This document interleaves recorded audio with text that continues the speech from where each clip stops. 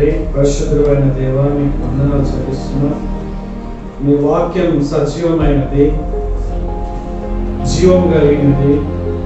కేవలం ఇది సమాచారం కాదు నాయనా, మా జీవితాలని మార్చేటటువంటి శక్తివంతమైనటువంటి మీ మాటలు. మీ యొక్క మాటలు జీవపు ఊటలు. కాబట్టి ఒక సమయంలో మీ వాక్యం ప్రకటించబడుతుండగా మా హృదయాలను మీరు తెప్పరిగా చేయండి. మేము ఇంకా మీ కుమారుని స్వారూప్యంలో ఎదుగుటకు, మీ యొక్క చిత్తాన్ని, ప్రణాళికని ఈ లోకంలో నెరవేర్చే బిడ్డలుగా మేము ఉండడానికి మీకు సహాయం చేయమని, వాక్యాన్ని గ్రహించడానికి మాకు సహాయం చేయమని యేసుక్రీస్తు నామములో ప్రార్థన చేస్తున్నాం తండ్రి.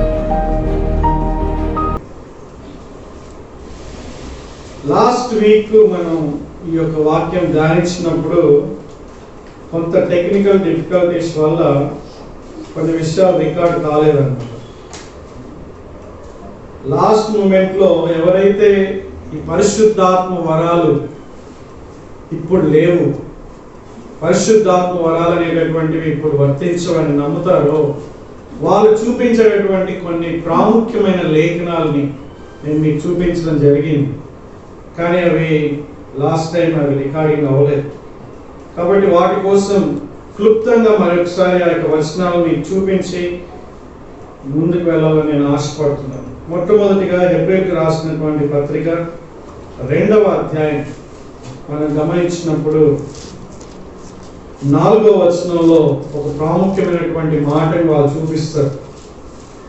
అట్టి రక్షణ ప్రభువు బోధించుట చేత ఆరంభమై దేవుడు తన చిత్తానుసారముగా సూచక్రియల చేతను, మహత్కార్యముల చేతను, నానా విధములైన అద్భుతముల చేతను, వివిధములైన పరిశుద్ధాత్మ వరములను అనుగ్రహించుట చేతను వారితో కూడా సాక్ష్యం ఇచ్చుచుండగా వినిన వారి చేత మనకు దృఢపరచబడెను అనేటటువంటి మాటలు.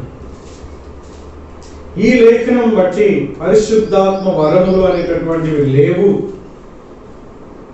అని చెప్తారు కొంతమంది. పరిశుద్ధాత్మ వరములు లేవు అని కొంతమంది ఈ యొక్క మాటను, ఈ యొక్క వాక్యాన్ని చూపించి చెప్తారు. కానీ మీరు చదివినప్పుడు, మీరు ఇంటికి వెళ్ళిన తర్వాత కూడా మరొకసారి మీరు ధ్యానం చేయండి. ఈ వాక్యం పరిశుద్ధాత్మ వరములు లేవని ఏ మాత్రం కూడా చెప్పడం లేదు. అలాగే మార్కు సువార్త 16వ అధ్యాయం చివరి వచనాల్లో ఇంకొక ప్రాముఖ్యమైనటువంటి ఇటువంటి మాటనే మనం గమనించగలం. మార్కు సువార్త 16వ అధ్యాయం చివరి వచనాల్లో దేవుడు అద్భుతాలని స్థిరపరచడానికి చేసినటువంటి ఒక వాక్య భాగాన్ని వాళ్ళు చూపిస్తారు. ముఖ్యంగా 20వ వచనాన్ని మనం గమనించినప్పుడు, వారు బయలుదేరి వాక్యం అంతటా ప్రకటించిరి. ప్రభు వారికి సహకారుడై ఉండి వెనువెంట జరుగుచూ వచ్చిన సూచక్రియల వలన వాక్యమును స్థిరపరచుచుండెను. ఆమేన్. సో వాక్యాన్ని స్థిరపరిచాడు ఇక్కడ దేవుడు. ఏ విధంగా స్థిరపరిచాడు? సూచక క్రియల వలన, అద్భుతాల వలన, పౌలు ద్వారా, పేతురు ద్వారా, మిగతా శిష్యుల ద్వారా, అలాగే పరిచారకుల ద్వారా దేవుడు అద్భుతాలు, ఆశ్చర్యకార్యాలు చేసినప్పుడు ఈ వాక్యం స్థిరపరచబడింది. కాబట్టి వాక్యం అయిపోయింది, ఇప్పుడు మనకు అవసరం లేదు, ఇప్పుడు పరిశుద్ధాత్మ వరాలు లేవు అంటారు. వాక్యం స్థిరపరచబడిందని చెప్పబడింది, కానీ పరిశుద్ధాత్మ వరాలు లేవని ఇక్కడ చెప్పబడలేదు. ఆ విషయాన్ని మనం చాలా జాగ్రత్తగా అర్థం చేసుకోవాలి. అలాగే వాళ్ళు చూపించేటటువంటి ఇంకొక వాళ్ళ దృష్టిలో ప్రాముఖ్యమైనటువంటి వచనం 1 కొరింథీయులకు రాసినటువంటి పత్రిక 13వ అధ్యాయం. నెక్స్ట్ మనం చూడబోతున్నాం. అప్పుడు మనం దీని గురించి కొంచెం వివరణ ఎక్కువ నేర్చుకోవచ్చు. కానీ వాళ్ళు చూపించినటువంటి విషయం ఏంటంటే 8వ వచనం నుంచి మనం చూస్తే, ప్రేమ శాశ్వత కాలం ఉండును, ప్రవచనములైనను నిరర్ధకములగును, భాషలైనను నిలిచిపోవును, జ్ఞానమైనను నిరర్ధకమగును. మనం కొంత మట్టుకు ఎరుగుదుము, కొంత మట్టుకు ప్రవచించుచున్నాము, కానీ పూర్ణమైనది వచ్చినప్పుడు పూర్ణము కానిది నిరర్ధకమగును. పూర్ణమైనది, సంపూర్ణమైనది వచ్చినప్పుడు సంపూర్ణమైనది నిరర్ధకమగును అనేటటువంటి యొక్క మాట. ఆ మాట చూసినప్పుడు దాన్ని బట్టి పరిశుద్ధాత్మ వరాలు లేవు, ఇప్పుడు పరిశుద్ధాత్మ వరాలు లేవు అనేటటువంటి కొంతమంది వాదన. ఈ మూడు వచనాల్లో పరిశుద్ధాత్మ యొక్క వరాలు ఆగిపోయినాయని చెప్పడానికి ఎటువంటి ఆధారం కూడా లేదు. కానీ ఎందుకు అంత స్ట్రాంగ్ గా మంచి బైబిల్ పండితులు, నిజంగా దేవుణ్ణి వెంబడించేటటువంటి కొంతమంది భక్తులు ఎందుకు ఈ లేఖనాలను బట్టి నమ్ముతున్నారంటే, వాళ్ళు ఇచ్చేటటువంటి ఒకానొక వివరణ ఏంటో తెలుసా? దేవుడు తన వాక్యాన్ని స్థిరపరచడానికి అద్భుతాలు చేసేవాడు. అద్భుతాలు చేయడం ద్వారా ప్రజలు దాన్ని చూసి ఇది నిజంగా దేవుడి నుంచే వచ్చింది అని వాళ్ళు నమ్మేవారు అని వాళ్ళు ఒక ఉదాహరణ వాళ్ళు ఇచ్చేవారు. ఏంటా ఉదాహరణ? మోషే కాలంలో దేవుడు మోషే ద్వారా చేసిన అద్భుతాలు ఇంకెప్పుడు కూడా ఎవరి ద్వారా కూడా చేయబడలేదు. మీరు ద్వితీయోపదేశకాండం చివరి అధ్యాయాలు కనుక చదివితే మోషే అనేటటువంటి ప్రవక్త ద్వారా దేవుడు చాలా అద్భుతాలు ఆయన జరిగిస్తాడు. వాస్తవానికి యేసుక్రీస్తు ప్రభువు చేసినటువంటి కొన్ని అద్భుతాలు దానికి సిమిలర్గా, అంటే దాన్ని పోలినటువంటి అద్భుతాలు మనం అక్కడ చూస్తాం. కాబట్టి మోషే కాలం, ఆ తర్వాత ఏలియా, ఎలీషా అనేటటువంటి వాళ్ళు ప్రవక్తలు వచ్చినప్పుడు వాళ్ళ ద్వారా కూడా దేవుడు దాదాపు 21 అద్భుతాలు లెక్క పెడితే, ఏలియా 7, ఎలీషా 14, అన్ని అద్భుతాలు వాళ్ళు చేయడం వల్ల వాళ్ళు ప్రవక్తలని వాళ్ళు చెప్పినటువంటి మాటలు దేవుని వాక్యం అనేటటువంటి విధంగా ప్రజలు నమ్మడం జరుగుతుంది. దాన్ని స్థిరపరచడానికి దేవుడు వాళ్ళని వాడుకున్నాడు. ఆ తర్వాత కాలంలో అంతగా జరిగినటువంటి అద్భుతాలు ఎప్పుడు అంటే యేసుక్రీస్తు ప్రభువు తర్వాత అపోస్తలుల ద్వారా అని వాళ్ళు చెప్తారు. ఎంతవరకు ఇది వాస్తవం? అసలు అద్భుతాలు చేయడానికి ప్రాథమికమైనటువంటి కారణం ఏంటి? మీరు కనుక సువార్తల్లో లేకుండా దేవుని యొక్క వాక్యంలో మనం దేవుని యొక్క అద్భుతాలు చేయడం, ఎందుకు దేవుడు ఈ విధంగా అద్భుతాలు చేస్తున్నాడని మనం కనుక గమనించినప్పుడు, ఆయన వాక్యాన్ని స్థిరపరచడానికి ప్రాథమికంగా అద్భుతాలు చేశాడు అని ఎక్కడ చెప్పలేదు. దేనికి చేయడం జరిగింది? ప్రజలు అల్లాడిపోతున్నప్పుడు, ప్రజలు చాలా బాధపడుతున్నప్పుడు, ప్రజలు ఇబ్బందుల్లో ఉన్నప్పుడు ప్రజల్ని ఆదుకోవాలని వాళ్ళ పట్ల కనికరం చూపించి వాళ్ళకి సహాయం చేసినట్లుగా మనం ఇక్కడ గమనించగలం. అది మనం ఎప్పుడు కూడా మర్చిపోవద్దు.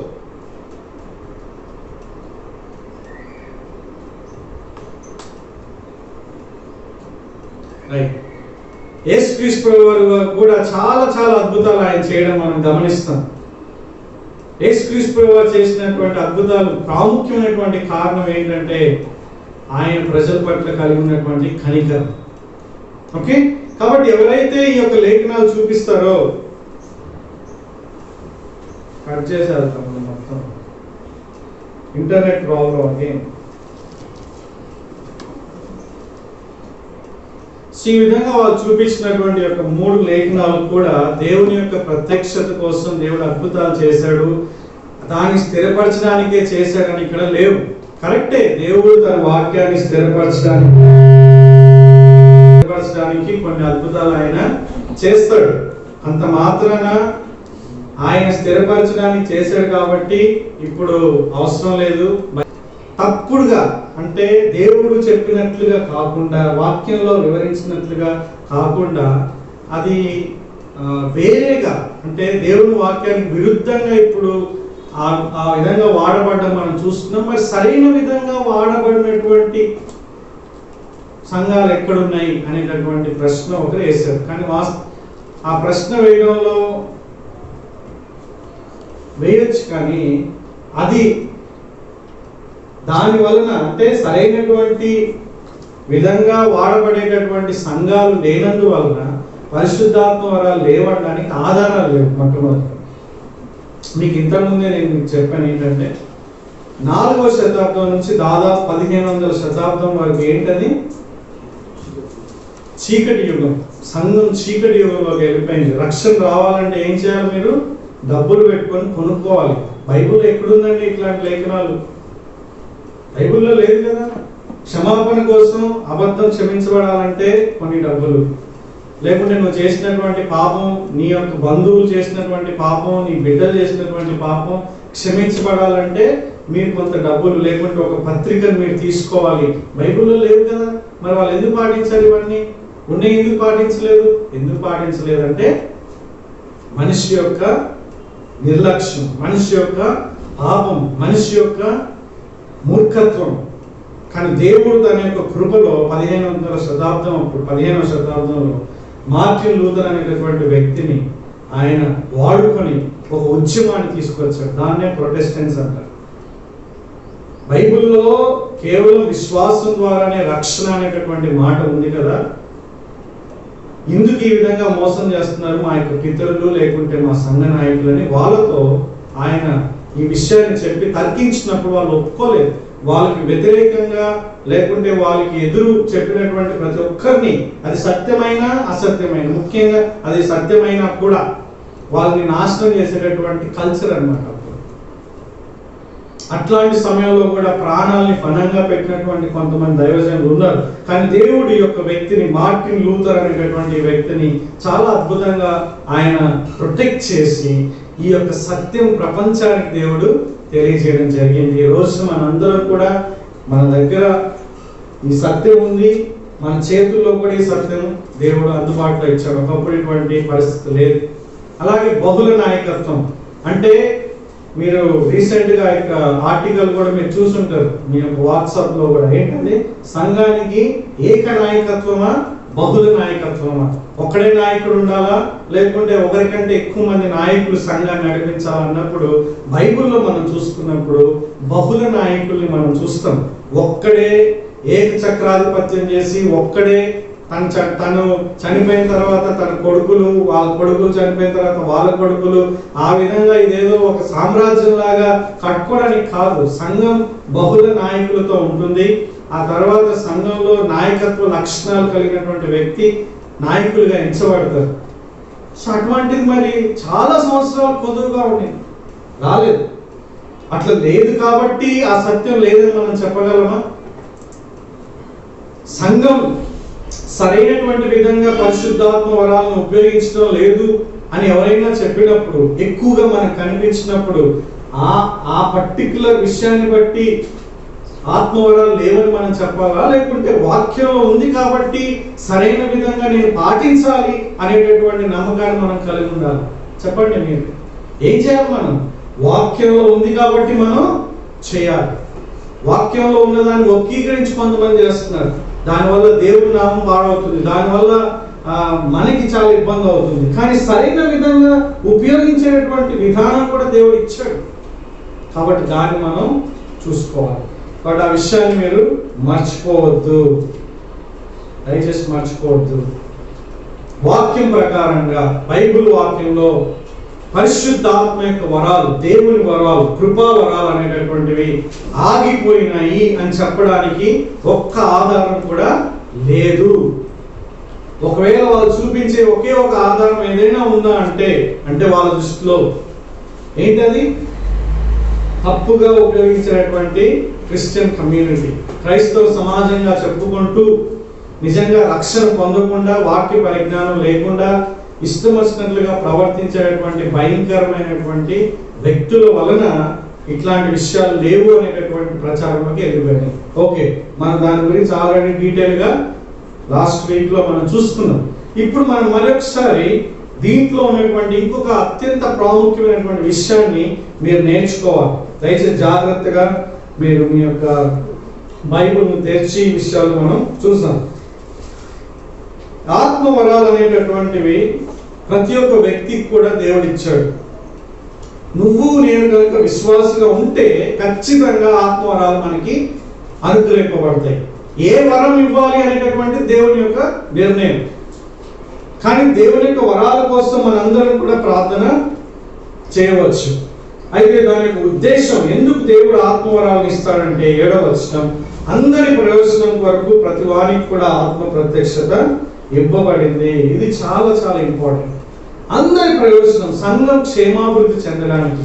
ఈ 12వ అధ్యాయం మొత్తం కూడా దేనికి రాయబడింది తెలుసా అండి? కొరింథీ సంఘం సరైన విధంగా ఆత్మ వరాలను ఉపయోగించడం లేదు.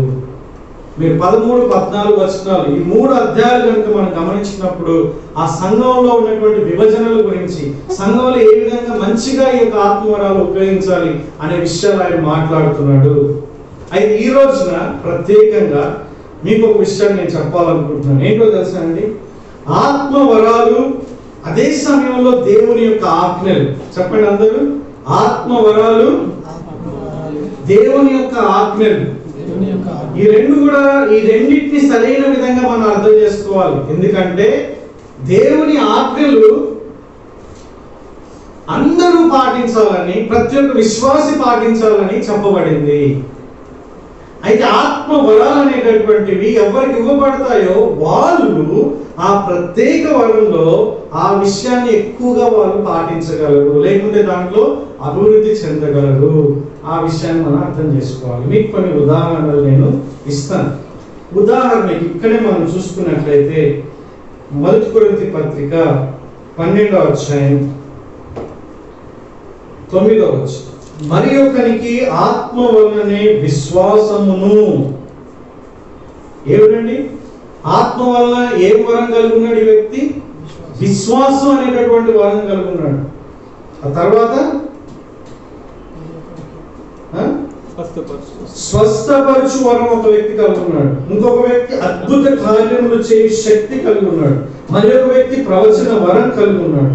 మరి ఒక వ్యక్తికి ఆత్మ వివేచన అనేటటువంటిది ఉంది.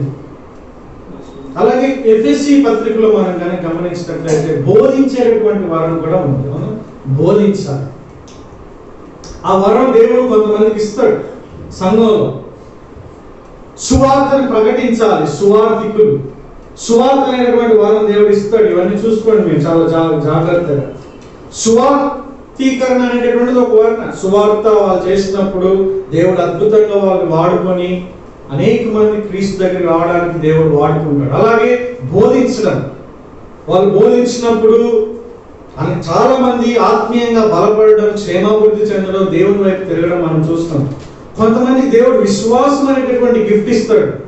విశ్వాసం అనేటటువంటి గిఫ్ట్ ద్వారా వాళ్ళు ఎంత భయంకరమైనటువంటి కష్టాలున్నా సరే వాళ్ళు నిమ్మలంగా, వాళ్ళు ఎంతో దేవుల్లో సంతోషంగా, వాళ్ళు ధైర్యంగా వాళ్ళు జీవిస్తారు. వాళ్ళు చూసినప్పుడు అది ఇన్ని కష్టాలు ఉన్నాయి వీళ్ళకి, ఇన్ని ఇబ్బందులు ఉన్నాయి వీళ్ళకి, వీళ్ళేంటి ఇట్లా చెక్కు చెదరకుండా అట్లా ఆ విధంగా ఉన్నారనేటువంటి ఆశ్చర్యం. ఈరోజు ఉదయాన్నే మనకి సత్యనారాయణ గురించి మన సహోదరుడు లాజరస్ కూడా చెప్పాడు. అవునా? ఆయన యొక్క కొడుకు పరిస్థితి అంత దారుణాది దారుణంగా ఉన్నప్పటికీ కూడా ఆయన విశ్వాసం చెక్కు చెదరలేదు.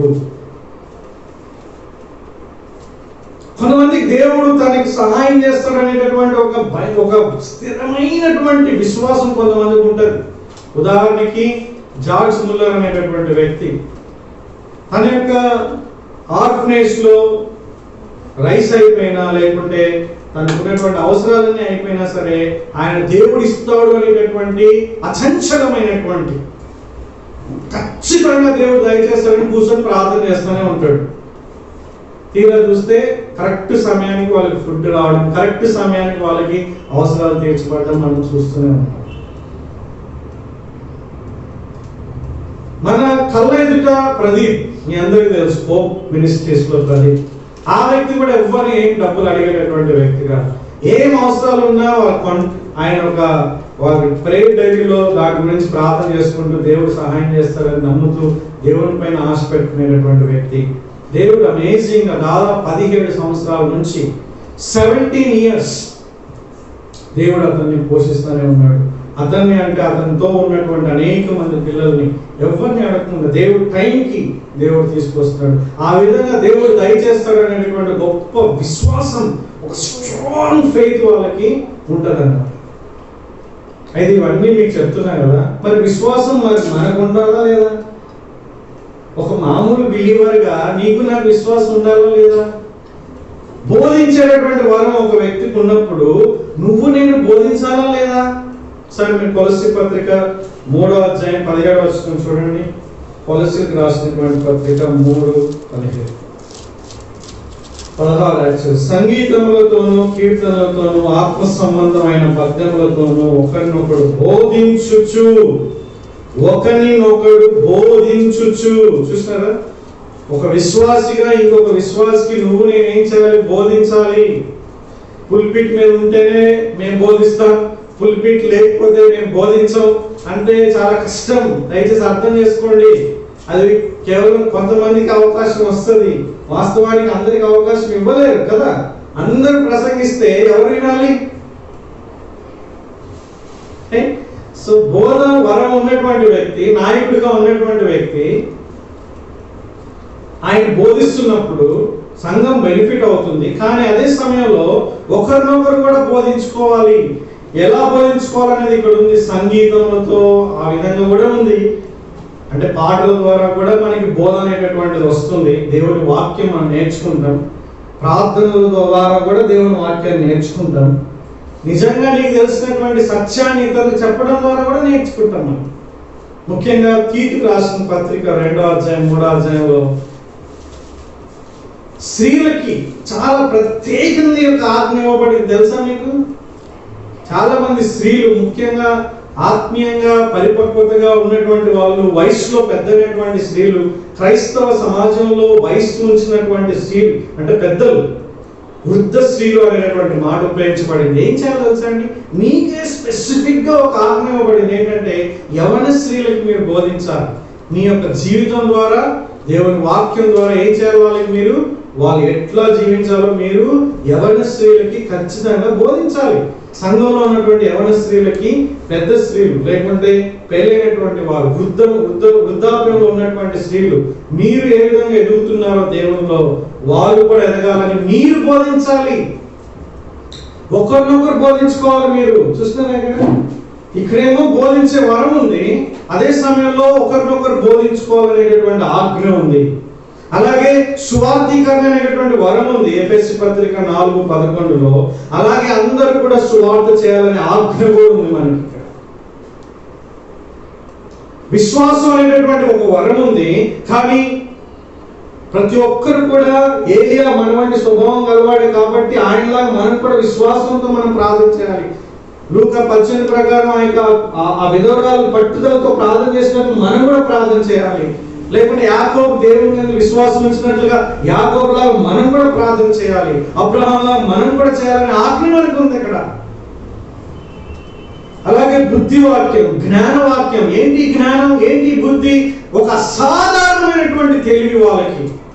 దేవుడు కొంతమంది వ్యక్తులకి తన యొక్క కార్యాలను నెరవేర్చడానికి, తన చిత్తాన్ని నెరవేర్చడానికి, ముఖ్యంగా సంఘంలో ఆయన ఒక అసాధారణమైనటువంటి తెలివిని, అసాధారణమైనటువంటి జ్ఞానాన్ని, అంటే వాళ్ళు వాళ్ళ జీవితంలో సొంతంగా నేర్చుకోగలరు.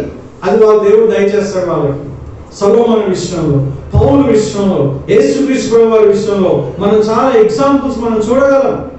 ఆ టైంలో వాళ్ళకి ఆ యొక్క విషయం ఉంటుంది, ఆ టైంలో వాళ్ళకి అటువంటి జ్ఞానం ఉంటుంది అన్నమాట. ఏం చేయాలి కరెక్ట్ గా. ముఖ్యంగా పౌలు ఎగ్జాంపుల్ మనం, ఎందుకంటే సొలొమోను గురించి మీ అందరికి తెలుసు.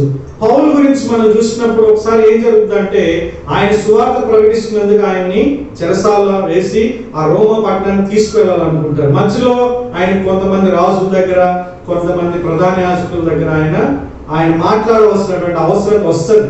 ఒక టైంలో ఏమైతుందంటే, పరిసయ్యులు సద్దుకయ్యులు ఉండేటువంటి 2 గుంపులు ఉండడం ఆయన గమనిస్తాడు. స్మార్ట్ గా, సడన్ గా ఆయన చెప్పాలనుకున్న సత్యాన్ని చాలా అద్భుతంగా అక్కడ ప్రకటించడం మనం చూస్తాం. నువ్వు నేనుంటే ఏం చేసేవాళ్ళు మనకు తెలియదు.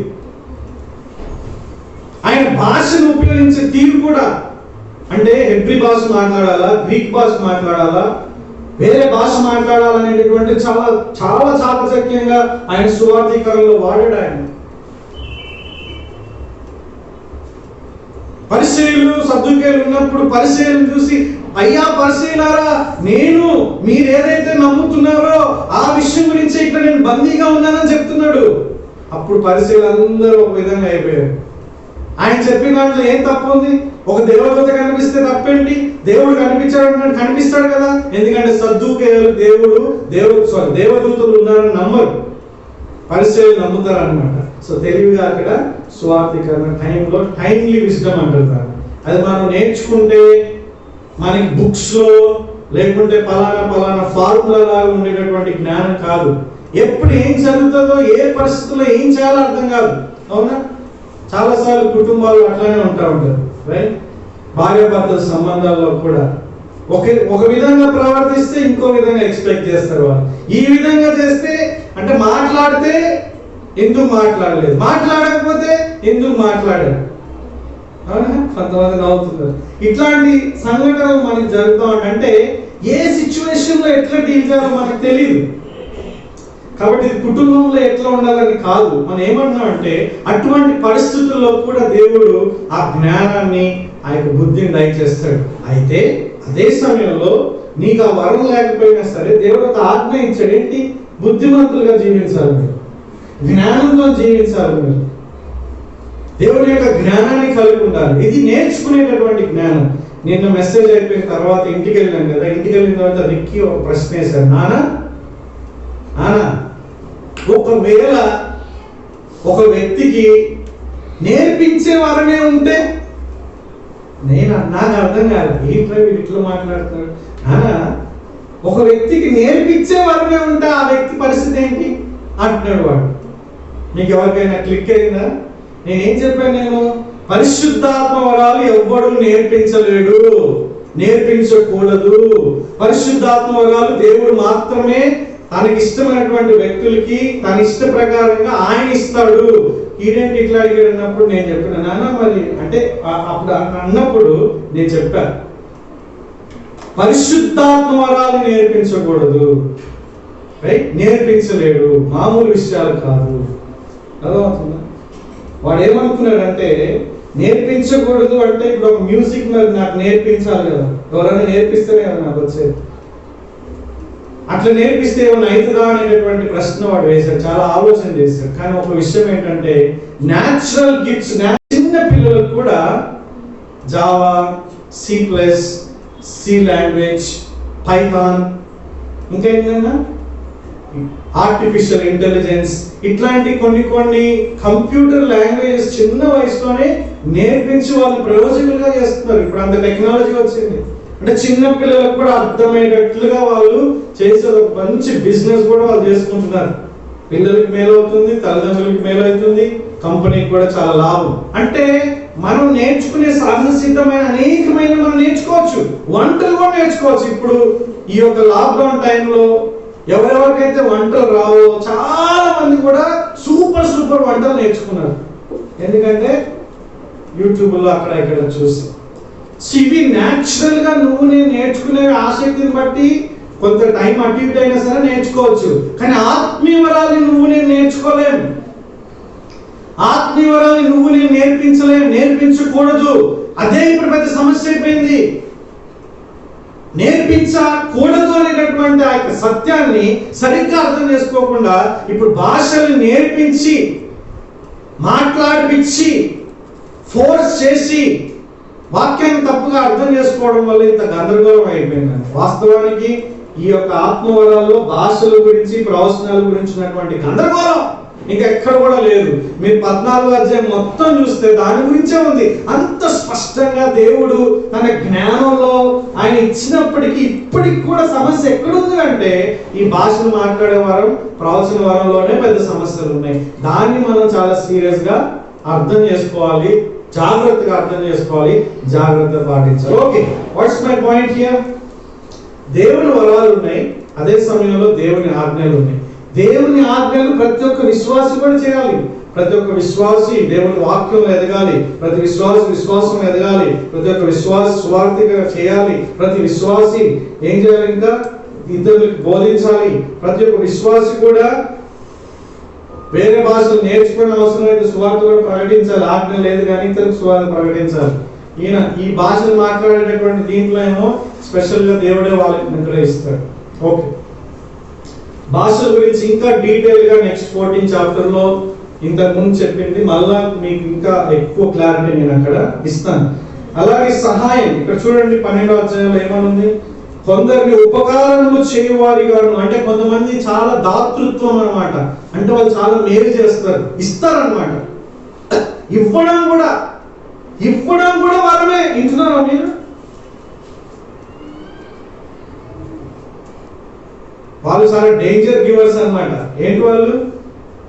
మెడలో తాడు తీసి ఇచ్చేస్తారు, చెక్కులో బ్యాంకులో నీళ్లు పెట్టుకొని మొత్తం డబ్బులు చెక్ ఇచ్చేస్తారు, ఇంట్లో ఉన్నటువంటి సామాన్లను ఇచ్చేస్తారు. దేవుని పని కోసం, దేవుని కోసం వాళ్ళు ఏమైనా చేయగలరు అనమాట. సిటీ స్టార్ట్ అనేటటువంటి వ్యక్తి అప్పుడు ఒక క్రికెటర్, మంచి క్రికెటర్, దేవుని యొక్క సేవకి సమర్పించుకున్నప్పుడు ఆయన తనకున్నటువంటి లక్షల సంపదని అక్కడ ప్రస్తుతం ఉన్నటువంటి, అంటే ఆ టైంలో ఉన్నటువంటి అనేకమైన క్రైస్తవ సంఘ సంస్థలకి ఇష్టపూర్వకంగా ఆయన ఇచ్చేయడం జరిగింది. ప్రస్తుతం చాలా మంది మ్యానిపులేట్ చేసి ప్రజల్ని, మీకు మేలు జరుగుతుంది దేవుడికి, మీరు ఇస్తే, మీరు 10,000 ఇస్తే మీకు 1,00,000 వస్తుంది, 1,00,000 ఇస్తే 10 లక్షలు వస్తాయి, 10 లక్షలు ఇస్తే 1 కోటి రూపాయలు వస్తాయి, BMW కార్ వస్తుంది, లేకుంటే మీకు ఆరోగ్యం వస్తుంది, లేకుంటే మీకు పిల్లలు పుడతారు, మీకు ప్రమోషన్ వస్తుంది అని చెప్పి ఇప్పించుకుంటున్నారు. అది దాతృత్వం కాదు. దేవుడు ఏదో ఇస్తాడు నాకు అని మీరు ఇచ్చినప్పుడు దానివల్ల ఏం జరగదు. ఒకవేళ జరిగినా దేవుని యొక్క కనికరం తప్పితే ఇంకోటి ఏది లేదు. కొన్నిసార్లు మనం మన యొక్క మూర్ఖత్వం లేకుంటే చెడు ఉద్దేశాలతో మనం ఇచ్చినా కూడా దేవుడు కరుణా సంపన్నుడు, ఆయన మనం అర్థం చేసుకోలేము. ఆయన మనం ఎంత భయంకరమైన వ్యక్తులైనా సరే ఆయన కరుణ చూపించడానికి ఆయన amazing God we have. So వీళ్ళు ఇవ్వడం అనేటటువంటిది ఒక వరం. వీళ్ళు మామూలుగా ఇవ్వరు, వాళ్ళకి ప్రేరేపణ వస్తుంది అనమాట ఇవ్వాలని. వాళ్ళకి ఏముండవు, వేరే వాళ్ళకి ఇచ్చేస్తూనే ఉంటారు. అయితే దీంట్లో ఇంకో గమ్మత్తు కూడా ఉంది. ఏం తెలుసా? సూసైడ్ చేసుకోవాలనుకున్న వాళ్ళు కూడా ఇస్తారు కొంతమంది. జాగ్రత్త, ఒకడు బాగా ఇస్తున్నాడు అనుకో, సడన్ గా ఇస్తున్నాడు అంటే కొంచెం జాగ్రత్త పడాలి. పిష్నారోడు ఎప్పుడు ఖర్చు పెట్టదు, కానీ సడన్ గా దాతృత్వం వచ్చేసింది అనుకోండి, కొంచెం వాళ్ళని ఒక కన్నేసి పెట్టాలి. మీరు ఎందుకు తెలుసా? వాళ్ళు ఎందుకు ఇస్తారు తెలుసా? ముందు నా జీవితం పోతున్నా కదా, ఉంచుకొని లాభం, ఇచ్చేస్తే పోలే అని వాళ్ళు ఇచ్చేస్తారనమాట. జాగ్రత్త ఉండాలి. ఈ ఇచ్చేవాడు ఎప్పుడు ఇస్తాడు? తన జీవితాంతం ఇస్తాడు తెలుసా అండి. తన టైం ఇస్తాడు, తన వనరులు ఇస్తాడు, డబ్బు ఇస్తాడు, ఆయనకి లేకుండా ఇస్తాడు, త్యాగపూరితంగా ఇస్తాడు. ఈ కొరింథీ సంఘంలో, అంటే కొరింథీ పత్రిక 2వ కొరింథీ పత్రికలో కూడా మాసిదోనియా అనేటటువంటి సంఘం గురించి చెప్పబడింది. వారు నిరుపేదలైన సరే వాళ్ళు చాలా దాతృత్వంగా ఇచ్చేసారు. సో ఇవ్వడం ఒక వరం. కానీ మనందరం ఇవ్వాలా లేదా? ఇవ్వాలని ఆజ్ఞాపించబడ్డాం మనం. కానీ వీళ్ళు దేవుని చేత అసాధారణమైనటువంటి ఒక గిఫ్ట్ అన్నమాట ఇచ్చేటటువంటి. వాళ్ళని చూసి నువ్వు నేను ఇచ్చామంటే తర్వాత బాధపడతావు. ఇచ్చాడు కదా, నువ్వు ఇచ్చారనుకోండి, నువ్వు నేను బాధపడతావు. ఎప్పుడు ఇవ్వాలి? దేవుడు ప్రేరేపించినప్పుడు ఇవ్వండి. నువ్వు ఇచ్చిన తర్వాత నువ్వు బాధపడవు. ఇచ్చిన తర్వాత నువ్వు బాధపడుతున్నావు అంటే అదేదో నువ్వు పొరపాటు ఇచ్చినట్టే అర్థం. ఎందుకు ఇచ్చినాము, పొరపాటు ఇవ్వకుండా ఉంటే బాగుండదు కదా అని అనుకుంటున్నావు అనుకో, ఉండాలి. కానీ వీళ్ళు గిఫ్ట్ ఉన్న వాళ్ళు ఇచ్చినప్పుడు వాళ్ళు ఎంతో సంతోషంగా ఇస్తారు. వాళ్ళు పుచ్చుకోండి కంటే ఇచ్చుడు తండ్రి వాళ్ళకి తెలుసు కాబట్టి ఇస్తూనే ఉంటారు. వాళ్ళలాగా నువ్వు ప్రతి క్రైస్తవుడు ఇవ్వలేరు. కానీ ప్రతి క్రైస్తవుడు కూడా ఇవ్వాలని ఆజ్ఞాపించబడ్డారు, సాధారణంగా ఇవ్వాలి.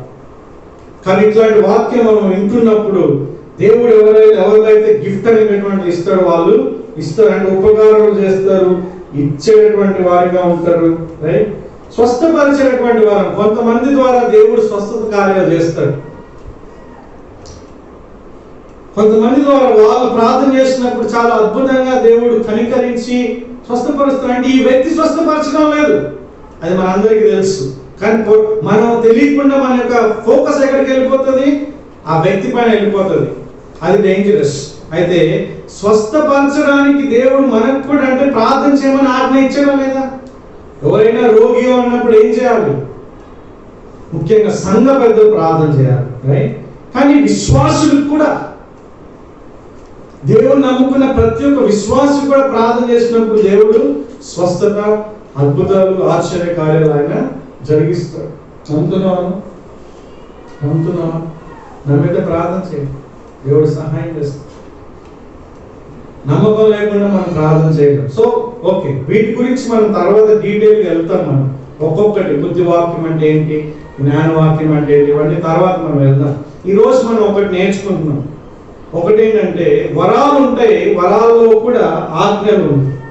అంటే దేవుడు ఇచ్చినటువంటి ఆజ్ఞలు నెరవేర్చే విషయంలో కొంతమందికి దేవుడు ప్రత్యేకంగా ఆ ఆజ్ఞని ఇంకా ఎక్కువగా నెరవేర్చడానికి వరం అనేటటువంటిది ఇస్తాడు. ఒకవేళ నీ జీవితంలో నా జీవితంలో అటువంటి వరం కనుక ఉంటే దాంట్లో మనం ఎదగాలి. ఒకవేళ వరం లేకపోతే ఏం చేయాలి? వరం లేకపోయినా ఎదగాలి మనం. రైట్? వరం లేకపోయినా ఎంత ఎదగాలో అంత ఎదగాలి. కానీ వరం ఉన్నటువంటి వ్యక్తికి వరం లేనటువంటి వ్యక్తి ఏంటంటే, ఎవరైతే దేవుని యొక్క వరం కలిగి ఆ విధంగా చేస్తారో వాళ్ళు దాంట్లో ఎక్కువ ఫలాన్ని వాళ్ళు చూస్తారు, ఎక్కువగా సంఘం దీవించబడడం మనం కూడా చూస్తాం. అది మనం అర్థం చేసుకోవాలి. ఇక్కడ ఒక చిన్న క్లారిటీ, దయచేసి మీ అందరూ చోటు పెద్దగా వేసుకొని, మీలో ఎవరికైనా సరే, మీలో ఎవరికైనా ప్రార్థన చేసే వరం ఉందా? దేవుడు ఇచ్చాడు ఎవరికైనా? మీలో ఎవరికైనా విజ్ఞాపన చేసేటువంటి వరం ఎవరికైనా ఇచ్చాడు? సో ఇప్పుడు మనం కనుక జాగ్రత్తగా గమనిస్తే కొంతమంది తెలియక వరం లేని దాన్ని కూడా వరం అనుకుంటారు అనమాట. ఉదాహరణకి ఏంటది? మ్యూజిక్ అనేటటువంటి దేవుడిచ్చే వరం కాదు, టాలెంట్, అది సామర్థ్యం. అందుకే మనం క్రైస్తవేతరుల్లో కూడా ఇట్లాంటి టాలెంట్స్ మనం చూస్తాం. రైట్? పాటలు పాడడం వరం కాదు, దేవుడు నీకు దయచేసినటువంటి ఒక టాలెంట్. దేవుడు దాన్ని వాడుకొని తన యొక్క అద్భుతమైనటువంటి కార్యాలు ఆయన చేయొచ్చు, అనేక మందిని ప్రోత్సహించవచ్చు, కానీ అది వరం కాదు. సో పాటలు పాడడం వరాలు అనుకుంటే చాలా మంది ఏమనుకుంటారు? పాటలు పాడడం, మ్యూజిక్ అవే గుర్తొస్తాయి. అసలు వరాలంటే ఇవి దేవుని ఆజ్ఞలు పాటించడానికి దేవుడు ప్రత్యేకంగా కొంతమందికి చాలా అద్భుతమైన అసాధారణమైన రీతిలో ఇచ్చినటువంటివే ఈ యొక్క వరాలు, పరిశుద్ధాత్మ వరాలు. అయితే వరాలు కానటువంటి దాన్ని కూడా వరాలు అనుకుంటారు. ఒకటి చాలా ప్రాముఖ్యమైనది ఏంటో తెలుసా? అది ప్రార్థన అనేటటువంటిది వరం అని ఎక్కడ కూడా బైబిల్లో లేదు. విజ్ఞాపన అనేటటువంటి వరం దేవుడికి ఇవ్వలేదు. మంచి పని చేశాడు దేవుడు, ఎప్పుడు చేసినా మంచి పని చేస్తాడు. రైట్? ఒకవేళ మీరు మీ యొక్క బైబిల్ ధ్యానంలో ప్రార్థన కూడా పరిశుద్ధాత్మ వరమే, దేవుడి వరమే అనేటటువంటి ఎవరైనా ఒక వాక్యం ఉంటే మీరు నాకు నెక్స్ట్ వీక్ చూపించండి. నాకు తెలిసినంత వరకు, నేను స్టడీ చేసినంత వరకు ప్రార్థన అనేటటువంటిది వరం ఎవ్వరికి ఇవ్వలేదు. ప్రతి ఒక్కరూ ఖచ్చితంగా పాటించాల్సినటువంటి ఖచ్చితమైన, అత్యంత ప్రాముఖ్యమైన, ఒక ప్రశస్తమైనటువంటి దేవుని యొక్క ఆజ్ఞ. వ్యక్తిగతంగా, సంఘంగా మనందరం కూడా ఈ ప్రార్థన అనేటటువంటి పోరాటం ప్రతి ఒక్కరు చేయాలని దేవుడు ఆజ్ఞాపించినటువంటి విషయం తెలుసా అండి? ఎన్ని ఉపమానాలు ఇచ్చాడు దీని గురించి, ఎంత వాక్యాన్ని ఇచ్చాడు. దాదాపు పత్రికల్లో మరలా దీని గురించి రిపీట్ చేస్తూ ఉన్నాడు తెలుసా అండి. వాక్యం చదవమని కూడా అంతగా రిపీట్ చేయలేదు. వాక్యం చదవాలి, అన్ని చేయాలి మనం, కానీ ఎక్కువగా పదే మనం చూసినటువంటిది వ్యక్తిగతంగా సంఘంగా ఏం చేయాలి? ప్రార్థన చేయాలి. ఈవెన్ పరిశుద్ధాత్మ యొక్క వరాలలో మనం ఎదగాలంటే కూడా, వాటిని మన జీవితంలో రావాలంటే కూడా, వాటిలో మనం ఎదగాలంటే మనం ప్రార్థన చేయాలి. వాటిని మనం పొందుకోవాలంటే ప్రార్థన చేయాలి. ఒకనొక విధంగా పరిశుద్ధాత్మ వరాలు నువ్వు నేను పొందుకోవాలంటే ప్రార్థన చేయాలి. ఎందుకు నిజమైనటువంటి సంఘాల్లో, సరైనటువంటి సంఘాల్లో కూడా పరిశుద్ధాత్మ వరాలు లేవు తెలుసా? వాళ్ళు ఆ విషయంలో ప్రార్థన చేయడం లేదు. మీరు చూడండి, ఇదే కొరింథీ పత్రిక 31వ వచనం, కృపావరములలో శ్రేష్టమైన వాటిని ఆసక్తితో అపేక్షించుడి. ఆసక్తితో, తీవ్రమైనటువంటి కోరికతో మీరు అపేక్షించండి, మీరు కోరుకోండి. 14వ అధ్యాయం 1వ వచనం, ప్రేమ కలిగి ఉండేటకు ప్రయాసపడుడి, ఆత్మ సంబంధమైన వరములను ఆసక్తితో అపేక్షించుడి. ఆత్మ సంబంధమైన వరాల్ని మీ పరిశుద్ధాత్మ వరాల కొరకు ప్రార్థన చేస్తున్నారా మీరు అసలు? ఎప్పుడు చూసినా సరే ప్రభువా నువ్వు ఆహారం ఇచ్చినావు, నీకు వందనాలు, నువ్వు మా ఫ్యామిలీని కాపాడు, మాకు ప్రమోషన్లు ఇవ్వు, లేకుంటే మమ్మల్ని దీవించు, ఇవేనా అండి? పరిశుద్ధాత్మ యొక్క వరాల గురించి నీ జీవితంలో నువ్వు కోరుకోవాలి, వేడుకోవాలి. పరిశుద్ధాత్మ వరాలు దేవుడు తన ఇష్టం వచ్చిన వ్యక్తికి ఇచ్చినా సరే వాటిని వేడుకోవాలని ప్రతి ఒక్కరు కూడా ఆజ్ఞాపించబడ్డారు. దయచేసి ఈ విషయాన్ని మీరు ఆలోచించండి. నీకు దేవుని యొక్క వరం ఉన్నా లేకున్నా నువ్వు అన్ని ఆజ్ఞలు పాటించాలి. ఓకే, అర్థమైంది కదా ఇది? కానీ నువ్వు పాటించే ఆజ్ఞల్లో కనుక దేవుని యొక్క వరం నీకు ఇవ్వడానికి దేవుడు ఇష్టపడినప్పుడు, ఆ వరం నీలో ఉన్నప్పుడు నీలో ఒక అసాధారణమైనటువంటి శక్తిని నువ్వు చూడగలవు. దానివల్ల ఇతరులు ప్రయోజనం పొందుతారు, దానివల్ల దేవుడు మహిమ పొందుతాడు. ఒక విశ్వాసికి మాత్రమే ఇచ్చినటువంటిది ఇది. దయచేసి అర్థం చేసుకోండి. అవిశ్వాసికి దేవుడు ఎంత మాత్రం కూడా దీన్ని ఇవ్వలేడు, ఇవ్వకూడదు. నీకే ఇవ్వాలని ఆశపడుతున్నాడు దేవుడు. నీ ద్వారా సంఘానికి క్షేమాభివృద్ధి పొందించాలని ఆశపడుతున్నాడు. మరి దాంట్లో నువ్వు పాలు పొందడానికి ఇష్టపడుతున్నావు అనాలి. God is willing to bless you with the spiritual gifts, but are you willing to receive it? కాబట్టి ప్రార్థన అనేది ఆత్మ సంబంధమైన వరం కాదు. ఏంటది? ప్రార్థన అనేది ఏంటి? ఆత్మ సంబంధమైన ఆజ్ఞ. కాబట్టి ఎవరో కొంతమంది మాత్రమే గంటలు గంటలు ప్రార్థన చేస్తారు కాదు. గంటలు గంటలు ప్రార్థన చేయడానికి నీకు కూడా అవకాశం ఉంది. జాన్ వెస్లీ గారే కాదు, భక్త్ సింగ్ గారే కాదు, చార్ల్స్ వెస్లీనే కాదు, జార్జ్ విట్ఫీల్డ్ మాత్రమే కాదు, జోనథన్ ఎడ్వర్డ్స్ మాత్రమే కాదు, ఆర్ స్టాన్లీ గారు మాత్రమే కాదు, జాక్ బునిన్ మాత్రమే కాదు, బ్రదర్ ఏసన్ మాత్రమే కాదు. వాళ్ళందరూ కూడా అంత స్థాయిలో ఎదగడానికి కారణం ఏంటంటే దేవుడు సన్నిధిలో వాళ్ళు కంటిన్యూగా చేసినటువంటి ప్రార్థనా జీవితం. ఎవరో కొంతమంది మాత్రమే చేసే పని కాదండి ఇది. దయచేసి దీన్ని తప్పుగా అర్థం చేసుకోవద్దు. నువ్వు వ్యక్తిగతంగా, కుటుంబంగా, సంఘంగా దేవుని యొక్క సన్నిధిలో కంటిన్యూగా చేయాల్సినటువంటి పని ఇది. నిరంతరం దేవుని ఎదుట నిరంతరం ఆ యొక్క ధూపం మనం వేస్తూనే ఉండాలి. పాత నిబంధనలో ఎల్లప్పుడూ కూడా ఆ యొక్క ధూపం దగ్గర అది వెలుగుతూనే ఉండాలనేటటువంటి మాట మనం చూస్తాం. కంటిన్యూగా మనం ప్రార్థన చేయాలి, సమస్తమైన పరిశుద్ధుల కోసం ప్రార్థన చేయాలి. కాబట్టి అర్థమవుతుంది కదా మీకు? అర్థమవుతుందా? ఆజ్ఞ వేరు, వరం వేరు. ఆజ్ఞలు నెరవేర్చడానికి కొందరికి దేవుడు వరాలను ఇస్తాడు. ఒకవేళ దేవుడు నీకు వరాలు ఇవ్వకపోయినా, అంటే ఆ వరం ఇవ్వకపోయినా ఆజ్ఞ మటుకు నువ్వు పాటించాలి. నీ యొక్క జీవితంలో ఆ విషయంలో దేవుడు ఎక్కడుతాడు. ఓకే, రెండవ విషయం ఇక్కడ మనం నేర్చుకోవాలి. ఏంటి తెలుసా? లేదు అసలు నీకు ఆత్మీయ వరాలు ఉన్నాయని, లేకుంటే నీకున్నాయని ఎలా తెలుసుకోవాలి? నీకున్న ఆత్మీయ వరాలని.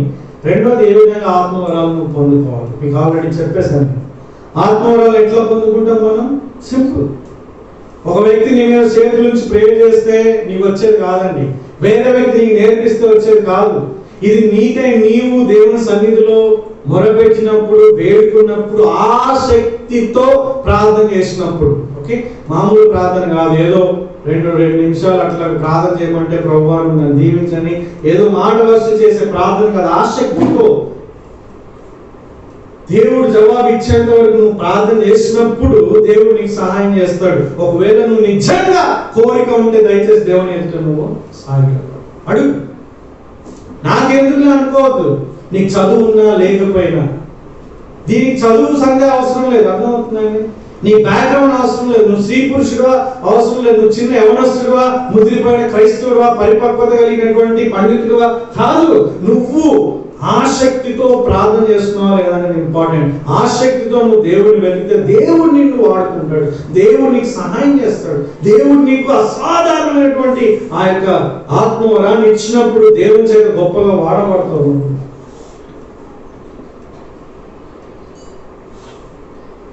ఎలా తెలుసుకోవాలి నీకు నాకుంది అనేసి?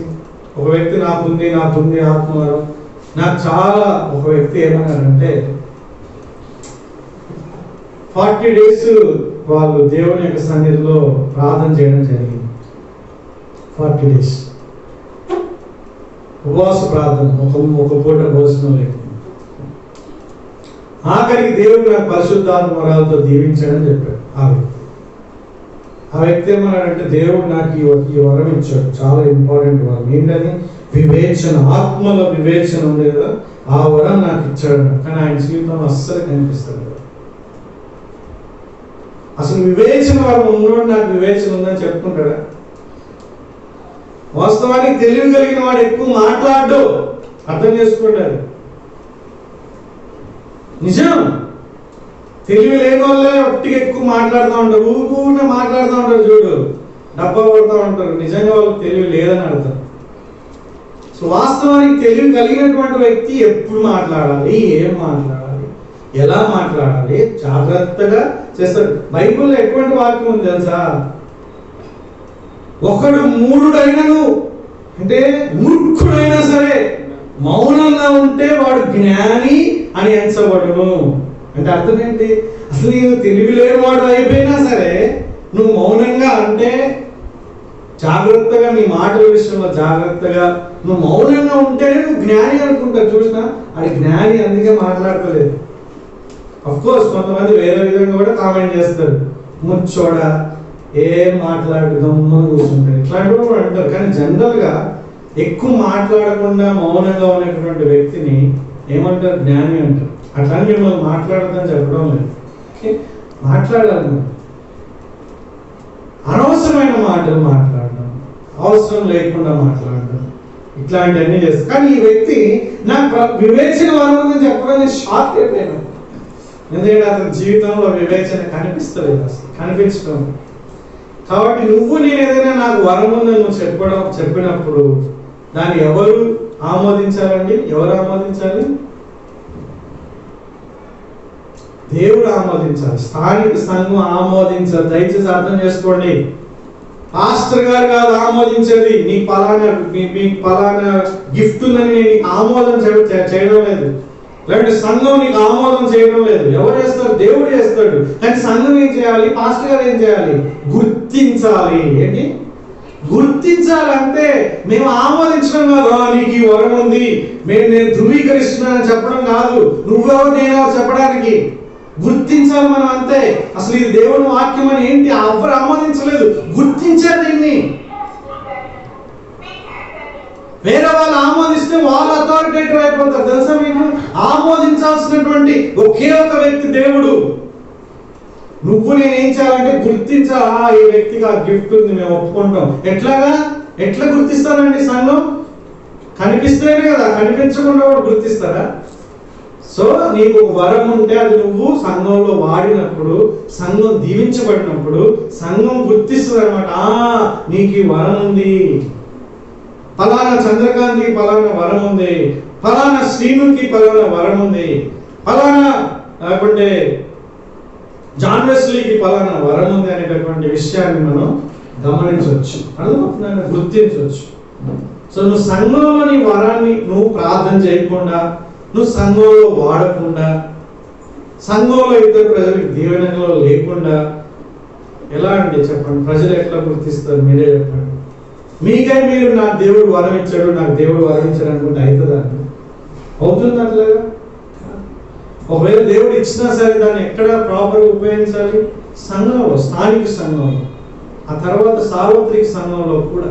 కొన్ని వరాలు సార్వత్రిక సంఘానికి చాలా సంబంధించినవి. అపోస్తలు, ప్రవక్తలు, ఇవన్నీ కూడా. ఈ వరాల విషయంలో మనం గుర్తించేటప్పుడు మూడవదిగా మనం గుర్తుపెట్టుకోవాల్సింది ఏంటంటే, దేవుడు నీకు ఏదైతే వరం ఇస్తాడో ఆ వరం వల్ల ఇతరులు ఖచ్చితంగా దీవించబడతారు. ఖచ్చితంగా ఇతరులు ఆ వరం విషయంలో ప్రభావితం అవుతారు. ఫర్ ఎగ్జాంపుల్, ఒక వ్యక్తి నాకు బోధించే వరం ఉందని చెప్పాడు అనుకోండి. ఆ వ్యక్తి బోధించినప్పుడు ఎవ్వరు కూడా దీవించబడకుండా, ఎవ్వరు కూడా ఆత్మీయంగా ఎదగకుండా, ఎవరు కూడా ఆ యొక్క ఫలం పొందకుండా ఉంటే ఆ వ్యక్తికి నిజంగా వరం ఉన్నట్ట? బోధించవచ్చు, నీకు వరం లేకపోయినా బోధించవచ్చు, బోధించాలి కూడా. కానీ ఎవరైతే దేవుని యొక్క వరంతో బోధిస్తారో, దేవుని వరంతో టీచర్, నువ్వు సెక్యులర్ గా అంటే ఒక యేసుక్రీస్తు నమ్ముకున్నప్పుడు నువ్వు టీచర్ గా ఉండొచ్చు, కానీ నీకు వరం లేకుండా నువ్వు టీచర్ గా నువ్వు ఎంత బోధించినా కూడా ఏం జరగదు. అంటే ఏం జరగదంటే వరం కలిగినటువంటి వ్యక్తి ప్రభావితం చేసినట్లుగా అంత స్థాయిలో అవ్వదని నేను చెప్తున్నాను. అయితే ఇక్కడ ఒక మిస్కన్సెప్షన్ కూడా ఉంది. ఒకసారి నీకు వరం వచ్చేసింది అనుకోండి, ఇక నువ్వు ఏం చేసినా సరే, నువ్వు ఎప్పుడు చెప్పినా సరే ఫుల్ ఆటోమేటిక్, ఫుల్ అనాయింటింగ్ ఉంటుంది అనుకోవద్దు. ఒకవేళ దేవుడు నీకు ఆయన బోధించే వరం నీకు ఇచ్చినప్పటికీ కూడా నువ్వు ఆ విషయంలో దేవుడిని ప్రతిరోజు అడగాలి. అంటే ఆయన యొక్క కృపని వేడుకోవాలి. నాకు వరం ఉంది కదా అని నేను ఇక్కడికి వచ్చేసి ఫుల్ ఇట్లా గెలిచి అట్లా అరిసి ఏమన్నా చెప్పారు అనుకోండి, ప్రజలు దీవించబడతారంటే కాదు. వరం లేనటువంటి వ్యక్తి దేవుని సన్నిధిలో మొరపెట్టి ఆయన వచ్చి మాట్లాడిన కూడా సూపర్ జరుగుతుంది. కాబట్టి వరం, చాలా మంది యొక్క వరాలు లేవడానికి ఒక కారణం ఏంటంటే, వరం ఉంటే కంటిన్యూగా వాళ్ళు ఎట్లా పడితే అట్లా వాడుకోవచ్చు అనుకుంటారు. అట్లా కూడా కుదరదు. ఎవరి కంట్రోల్లో ఉంటాయండి మన వరాలన్నీ? దేవుని యొక్క ఆధీనంలో ఉంటాయి. దేవుడు తన ఇష్టమైనప్పుడు తన చిత్తంలో ఆయన ఎప్పుడు దాన్ని వాడాలో, ఎప్పుడు వాడబడాలో దాన్ని వాడుకుంటాడు. దేవుని యొక్క చేతిలో మనం వాడబడాలి. దయచేసి మామూలుగా ఉండొద్దు. మీరు దేవుని యొక్క ఆత్మ వరాల్లో మీరు వెలగాలి. చాలాసార్లు కొంతమంది స్వస్థపరిచే వరాలు, అద్భుత ఆశ్చర్యకార్యాలు జరగడం లేదు కదా, ఇప్పుడు ఆ వరాలు ఉన్నాయా లేదా, జరగడం లేదు కాబట్టి లేవనేటటువంటి ఇంకొక, మీరు వెళ్ళి చూడండి మిషన్ ఫీల్డ్ అంటే ఏంటి? ట్రైబల్ పీపుల్ దగ్గర, అనాగరికుల దగ్గర, వాక్యం సరిగ్గా తెలియనటువంటి అనేక మంది ప్రజల దగ్గర మీరు వెళ్ళి చూడండి. ప్రార్థన, జస్ట్ ఒక మామూలు ప్రార్థన చేసినప్పుడు గడ్డలు కరిగిపోవడం, అద్భుతాలు, ఆశ్చర్యకార్యాలు అక్కడ జరుగుతున్నాయి. అవన్నీ వీడియోస్ తీసి అవన్నీ తీసి చేయాలని అవసరమైనప్పుడు దేవుడు వాడుకుంటాడు. ఇట్లాంటి మనలాంటి సంఘాల్లో కూడా దేవుడు సహాయం చేస్తాడు. కానీ ఇన్స్టెంట్ హీలింగ్ జరగడం లేదు. కారణం ఏంటి? ఒకనొకటి దేవుడిని మనం వేడుకోవడం లేదు. ఇంకొక విషయం ఏంటంటే, దేవుడు మనల్ని టెస్టింగ్ లో కూడా పెడతాడు. ఆల్రెడీ ఆయన యొక్క జ్ఞానం ఉన్నటువంటి వ్యక్తులు, ఆల్రెడీ ఆయనతో సంబంధం ఉన్నటువంటి వ్యక్తులు, ఆయన యొక్క రక్షణ అనుభవాన్ని పొందుకొని ఎదుగుతున్నటువంటి మన విశ్వాస జీవితంలో అనేకమైన పరీక్షలు మనం ఎదుర్కోవాలి. Maybe one of the reasons మనం అటువంటి ఆశ్చర్య కార్యాలని, అద్భుత కార్యాలు మనం చూడడం లేదు. కానీ సర్వే ప్రకారంగా తేలినటువంటి విషయం ఏంటంటే, సర్వేలో మహమ్మదీయుల్లో దేవుడిని నమ్ముకోవడానికి, యేసుక్రీస్తు నమ్ముకోవడానికి అంటే చాలా కారణాలు ఉన్నాయి. ఒకానొక బలమైన కారణం ఏంటంటే, దేవుడు వాళ్ళకి విజన్స్ లో కనిపించి వాళ్ళకి ఆయన తాను ప్రత్యక్షపరచుకుంటాడు. తెలుసా? ముఖ్యంగా మహమ్మదీయులు యేసుని నమ్ముకోవడానికి గల నెంబర్ 1 రీజన్, ఆయన వాళ్ళకి దర్శనాల్లో కనిపిస్తాడు. రెండవ రీజన్ ఏంటంటే, క్రైస్తవులు వాళ్ళ పట్ల చూపించేటువంటి ప్రేమ, సర్వేలో తెలియనటువంటి విషయం. కానీ హైందవులు లేకుంటే మిగతా వాళ్ళు యేసుక్రీస్తు నమ్ముకోవడానికి గల ఒకానొక నెంబర్ 1 రీజన్ ఏంటంటే, వాళ్ళ జీవితంలో దేవుడు చేసినటువంటి అద్భుతం. ఎందుకు క్రైస్తవ జీవితంలో చేయడం లేదు? ఆయన ఇష్టం. మేబీ మీరు చూడండి, తిమోతి ద్వారా దేవుడు పౌలు ద్వారా కూడా అద్భుతాలు చేశాడు. పౌలే అద్భుతం లేక 3 సార్లు ప్రార్థన చేస్తే దేవుడు ఏమన్నాడు? నా కృప నీకు చాలు అన్నాడు. పౌలు ద్వారా, పేతురు ద్వారా, వాళ్ళ షాడో ద్వారా, నీరు ద్వారా కూడా చాలా అద్భుతాలు జరిగినాయి. ఆఖరికి తిమోతికి ఏం చెప్పాడు? నీ జబ్బు నిమిత్తం యేసు నామములో పోవాలని ప్రేయర్ చేసుంటాడా? చేసుంటాడు. నేను పోలేను. ఎందుకు? దేవుడు కొన్నిసార్లు కొంతమందిని ఎందుకు స్వస్థపరచడం మనకు తెలియదు. తక్కువ మంది, ఎక్కువ మందిని ఇన్స్టెంట్గా, చాలా మందిని మనం కంటిన్యూగా దేవునికి మొరపెట్టినప్పుడు, నిన్ననే ఒక ఎగ్జాంపుల్ కూడా ప్రేయర్ దాంట్లో చెప్పడం జరిగింది. ఒక వ్యక్తికి 10 సంవత్సరాల వయసులోనే చాలా భయంకరమైనటువంటి కడుపులో ఒక రోగం వచ్చేసింది అన్నమాట. తినడానికి కూడా వీలు కాలేదు. 10 సంవత్సరాల వయసులో 21 years తర్వాత, అంటే అప్పటి వరకు ఆ బాధలో, అంటే డిప్రెషన్లో నాకే ఎందుకు వచ్చింది దేవా, నువ్వు ఈ వ్యాధిని తీసేస్తే నేను నీకు నీ సేవ చేస్తా, ఈ వ్యాధిని తీసేస్తే నీకు నేను పలానా కానుకలు ఇస్తా, ఈ వ్యాధిని తీసేస్తే నేను నీ నమ్ము దేవుడి పైన ఎందుకు నాకు ఇట్లా చేసిన కోపం. ఈ 10 సంవత్సరాలు 11 సంవత్సరాల్లో ఎంతో దేవుని పైన కోపం, దేవుని పైన బాధ, దేవుని పైన ఎంతో అసహనం ఈ విధంగా కలిగి ఉన్నటువంటి ఒక స్త్రీ బ్రిట్నీ ఆమె పేరు, నిజంగా జరిగినటువంటిది. ఆ తర్వాత 23 సంవత్సరాలు వచ్చేసరికి ఇంకా దేవుడి దగ్గరికి వచ్చి, ప్రభువా నన్ను కనికరించు, నాకు సహాయం చేయి, నువ్వే నా దిక్కు, నువ్వే నా యొక్క నిరీక్షణ, దయచేసి నన్ను స్వస్థపరచని వేడుకొని, తర్వాత మిగతా వాళ్ళందరూ కూడా వేడుకున్నప్పుడు ఏం జరిగింది తెలుసా అండి? అద్భుతంగా దేవుడు ఆ వ్యక్తిని స్వస్థపరిచాడు. తినడానికి కూడా వీలు కాలేదు తనకి. భోజన పదార్థాలు అన్నీ ఉన్నాయని తినలేదు, ఎందుకంటే స్టమక్ లో చాలా ఇన్ఫెక్షన్ అయిపోయింది, బాగా భయంకరంగా. దాదాపు 11 సంవత్సరాల కంటే ఎక్కువగా స్ట్రగుల్ అయింది. దేవుని మొరపెట్టి దేవుని వేడుకొని కంటిన్యూగా ఆ విధంగా చేసినప్పుడు, దేవుడు అద్భుతం చేసినప్పుడు, ఇప్పుడు ఆమె మెడికేషన్ లేకుండా మెడిసిన్ అన్నీ వదిలేసి మంచిగా ఇప్పుడు తినగలుగుతుంది. హల్లెలూయా. దేవుడు ఇప్పటికి కూడా అద్భుతాలు చేసేటటువంటి వ్యక్తి. అలాగే ఇంకొక వ్యక్తి హై బీపీ ఉన్నటువంటి వ్యక్తి. వాస్తవానికి బీపీ వచ్చినప్పుడు ఏమనుకుంటారు? షుగర్, బీపీ, థైరాయిడ్ వాళ్ళందరూ ఏమనుకుంటారు?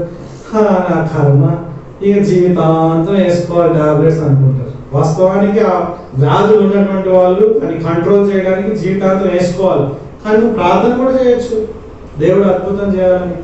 వాస్తవానికి షుగర్, బీపీ, థైరాయిడ్ అనే లైఫ్ టైం డిసీజ్ వస్తే ఏం చేస్తాం? ఇంకా ప్రే చేయడం ఆపేస్తాం, టాబ్లెట్ వేసుకోవడమే మన పని. అదే కనుక క్యాన్సర్ లేకుంటే ఇంకొకటి కరోనా అట్లాంటిది ఏదైనా స్పెషల్ జబ్బులు వస్తేనే ప్రే చేస్తాం మనం కదా, కొన్ని జబ్బులు ప్రే చేయడం. సో ఈ వ్యక్తి అట్లా కాదు, ఈ వ్యక్తి అలా భర్త ఇద్దరు కలిసి ప్రార్థన చేయడం, డాక్టర్ని కన్సల్ట్ అవుతూ కూడా ప్రార్థన చేయడం, ఆ విషయంలో దేవుని యొక్క కృపను వేడుకున్నప్పుడు ఏం జరిగింది తెలుసా? 35 సంవత్సరాలు కూడా ఉండవు వాళ్ళకి ఆ స్త్రీకి. ఇప్పుడు కంప్లీట్ గా బీపీ నార్మల్ ఉంది. డాక్టర్ పర్యవేక్షణలోనే క్రమక్రమంగా ఆ యొక్క టాబ్లెట్ ని తగ్గించుకుంటూ దేవుని యొక్క కృపలో ఆ యొక్క స్వస్థత పొందుకున్నాడు.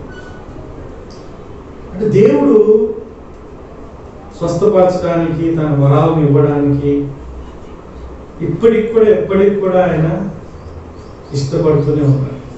దయచేసి మనం సరైనటువంటి విధంగా దాన్ని ఉపయోగించడం, సరిగ్గా దేవుని వేడుకోవడం మనం చూడాలి. మన జీవితంలో చాలా మన ప్రార్థనకి జవాబు రానప్పుడు ఎట్లా అనిపిస్తుంది? చాలా బాధ అనిపిస్తుంది, కోపం అనిపిస్తుంది, నిరుత్సాహం అనిపిస్తుంది. ఎందుకు ఇంకేం చేస్తాంలే. ఒక స్త్రీ అట్లనే చేస్తుందండి, వదిలిపెట్టేస్తుందండి, దేవుడు సహాయం చేయడు. నిన్ననే నేర్చుకున్నాను, అదేం తెలుసా? వాళ్ళ అమ్మ నాన్న దగ్గరికి వెళ్ళాలని ప్లాన్ చేశారంట. ప్లాన్ చేసినప్పుడు ఏమైందంటే వాళ్ళకి చాలా డబ్బులు అవసరం, వీళ్ళ దగ్గర లేవు. వాళ్ళ అమ్మ నాన్న అమెరికాలో ఉంటారు, వీళ్ళు వేరే ప్లేస్లో ఉంటారు. వెళ్ళడానికి ప్రార్థన చేస్తారు, డబ్బులు లేవు. ప్రార్థన చేస్తారు, రోజులు అయిపోయినాయి, వారాలు అయిపోయినాయి, నెలలు కూడా అయిపోయినాయి. కంటిన్యూగా దేవుని ప్రార్థన చేస్తారు. అంటే వీళ్ళ శక్తి సామర్థ్యాలు అన్ని డబ్బులు వీళ్ళు దాచిపెట్టుకోలేరు కూడా. ఇక చేసి వాళ్ళు అనుకున్న డేట్లో ఇంకా పోలేని సమయంలో ఏం చేశారంటే, దేవుడు సహాయం చేయడం లేదు కదా అనేసి దాన్ని వదిలేసుకున్నారు అనమాట. ఇక ఆ ప్రార్థన విన్నపాన్ని పక్కన పడేయడం కూడా అయిపోయింది, ఇంక దేవుడు సహాయం చేయలే అని వదిలేసుకున్నారు. ఆ వదిలేసుకున్న తర్వాత 2 వారాలకి ఏం జరిగిందంటే, 2 వీక్స్ తర్వాత ఈ 3 వ్యక్తులు, దేవుడు మమ్మల్ని ప్రేరేపించాడని 3 వ్యక్తులు వాళ్ళ డబ్బులు పంపించారు. ఆ పంపించినటువంటి ఆ డబ్బులు కరెక్ట్ గా వీళ్ళకి ఎంత అవసరమో అంత సహాయపడ. నిజంగా నేను కూడా ఎంతగా ప్రోత్సహించబడ్డాను తెలుసా అది చదివినప్పుడు. ఒకనొక ప్రార్థన ఏంటంటే, మనుషుల తట్టు కాకుండా నీ తట్టు నన్ను ఎప్పుడు కూడా ఉంచు ప్రభు అనేటువంటి నా ప్రార్థన. కానీ కొన్నిసార్లు మనుషుల తట్టు పోవడానికి శోధనలు వస్తూ ఉంటాయి. ఇట్లాంటి జరిగినప్పుడు, ముఖ్యంగా నేను ఈ యొక్క సిచ్యువేషన్ జరిగినప్పుడు, ఈ యొక్క స్టోరీ వింటున్నప్పుడు ఎంత ఆనందం అనిపించిందంటే, దేవుడే స్వయంగా ఈ యొక్క స్టోరీ చెప్పి నన్ను ప్రోత్సహించినట్లుగా అనిపించింది. కాబట్టి నువ్వు వదిలేయచ్చేమో, దేవుడు నీ ప్రార్థన ఆయన సన్నిధిలో ధూపంలాగా ఉంటుంది. దయచేసి నువ్వు చేసే ప్రార్థన వృధాగా పోవని నువ్వు మర్చిపోవద్దు. కాబట్టి ఆత్మవరాల విషయంలో కూడా వేడుకోండి దేవుని. ఆ ఆత్మవరాలు కలిగిన వ్యక్తిగా ఇతరులకి మీరు క్షేమాభివృద్ధిగా మీరు ఉండాలని దేవుని యొక్క ఆజ్ఞ. దేవుడి విషయాల్లో మనకి సహాయం చేయడం ప్రార్థన చేస్తున్నాం. ప్రభువా, మీకు వందనాలు చెల్లిస్తున్నాం. ఈ సమయంలో మీరు మాకు ఇచ్చినటువంటి అనేక ఆజ్ఞలను మేము పాటించవలసిన వారిగా ఉన్నాం. అదే సమయంలో ప్రభువా, కొన్ని ఆజ్ఞల్ని పాటించే విషయంలో కొంతమందిని మీరు ఎన్నుకొని వారికి మీ ఆత్మవరాలు అనుగ్రహిస్తారు. మేము వాటిని పొందుకోవడానికి మీ సన్నిధిలో ఆసక్తితో మేము ప్రార్థన చేసేవారిగా ఉండాలి. దాని ద్వారా ప్రభువా మీరు మహిమ పొందుతారు, ఇతరులు దీవెన పొందుతారు. అలాగే నాయనా, మేము పొందినటువంటి ఆత్మవరం సంఘం ద్వారా గుర్తించబడుతుంది, ప్రజలు దీవెన పొందుతారు. ఆ విషయంలో కూడా మీరు మాకు సహాయం చేయమని యేసుక్రీస్తు నామములో యొక్క ప్రార్థన చేస్తున్నాం.